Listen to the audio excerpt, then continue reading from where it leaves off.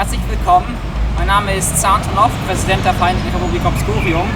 Und heute ist der 8. Mai, der Tag, an dem vor 78 Jahren die deutsche Wehrmacht kapitulierte und an dem der Zweite Weltkrieg in Europa jedenfalls zu Ende kam.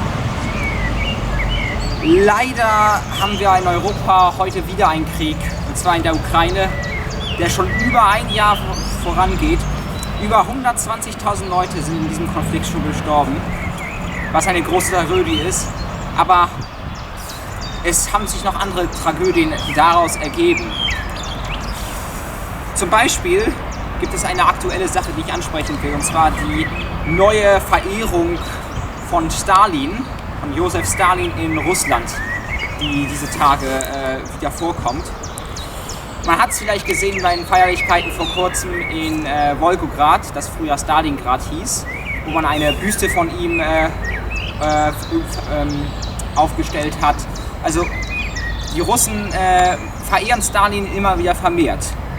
Es macht Sinn. Man braucht, Stalin war ein starker Mann sozusagen für die damals, der die Sowjetunion durch den Zweiten Weltkrieg geführt hat. Und in diesen Zeiten, wo wieder ein Krieg ist, sucht man wieder nach einem starken Mann und sehnt sich sozusagen zurück nach Stalin, der schon mal Russland und aber auch die ganze Sowjetunion durch den Krieg durchgeführt hat. Aber ist es wirklich gut, Stalin anzubeten und zu verehren? Wenn es um seine militärische Führerschaft im Zweiten Weltkrieg geht, ist Stalin so. Er hat sowohl gute als auch schlechte Entscheidungen gemacht. Er hat auch sehr viel an seine Militärs delegiert, anders als Hitler. Deswegen kann man nicht wirklich sagen, ob er ein guter oder schlechter Kriegsanführer war. Was eindeutig nicht gut von ihm war der Molotow-Ribbentrop-Pakt unmittelbar vor dem Zweiten Weltkrieg, wo er Osteuropa zusammen mit Adolf Hitler aufgeteilt hat, was er natürlich nicht hätte machen müssen, was eindeutige, klare imperialistische Züge waren. Genauso wie seine, nicht Annexion, aber doch seine Annexion von vielen Staaten nach dem Zweiten Weltkrieg und die Verbreitung der sowjetischen Interessensphäre auf große Teile von Osteuropa, was er auch nicht hätte machen müssen.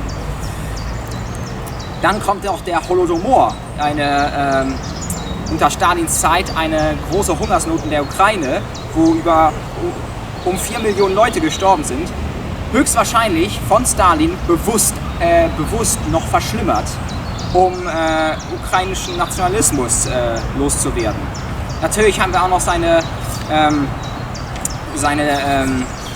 großen Verfolgungen von 1936 bis 1938, wo um die 700.000 Leute gestorben waren, und die Industrialisation, die er in der Sowjetunion durchgeführt hat, die Sowjetunion zu einer der größten Wirtschaften der Welt gemacht hat, aber auch zu einem sehr hohen Preis. Daher finde ich es nicht richtig, Stalin anzubeten. Man sollte ihn in Erinnerung halten, für was er gemacht hat, das Gute und das Schlechte, aber ihn zu verehren, auch wenn man sich nach einem starken Mann sieht, ist nicht richtig. Andere Probleme, die wir auch aktuell haben im Kontext des Ukraine-Krieges, ist, dass die Sowjetunion und die Rote Armee auch immer wieder verteufelt wird. Klar, die Rote Armee hat im Krieg schlechte Sachen gemacht, aber die Rote Armee hat zusammen mit den Westalliierten Deutschland 1945 befreit. Und, wie man an Zahlen von 1944 sieht, bestand die Rote Armee auch zu einem großen Anteil aus Ukrainern. 52% Russen, 34% Ukrainer und 14% aus den anderen Sowjetrepubliken. Kurze Zeit vorher war die Anzahl der Russen noch höher, aber als die Ukraine befreit wurde von den Deutschen, wuchs die Zahl der Ukrainer natürlich. Die Sowjetunion hat Diktatur über viele Leute gebracht, aber sie hat uns auch befreit, und deswegen müssen wir auch der Sache gedenken und sollten nicht automatisch alles, was mit der Sowjetunion zu tun hat, und vor allem die sowjetische Flagge, und vor ganz allem die sowjetische Flagge, die am 1. Mai 1945 auf dem Reichstag in Berlin gehisst wurde, nicht verteufeln, auch wenn sie zurzeit von den Russen missbraucht wird. Aber woran ihr immer denken müsst, ist, Russland ist nicht gleich die Sowjetunion. Genau das nämlich möchte Putin, dass ihr denkt. Zuletzt will ich noch eine Sache ansprechen, die heute etwas ein Problem war für mich und meine Freunde, und zwar, dass der 8. Mai in Deutschland kein Feiertag ist.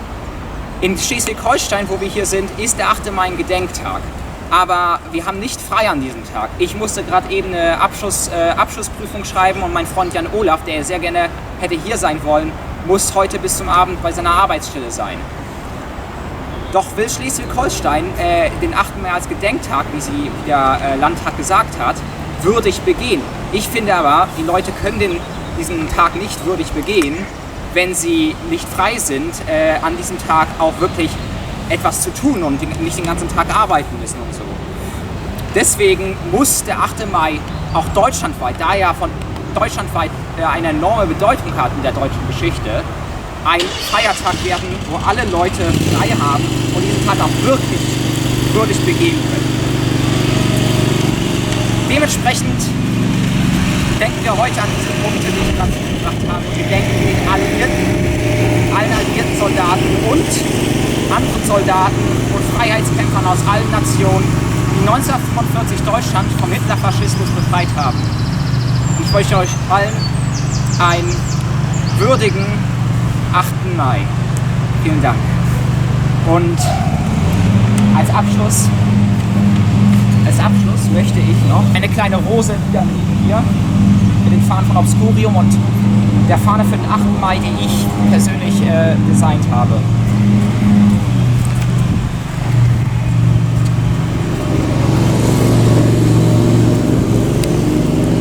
Vielen Dank.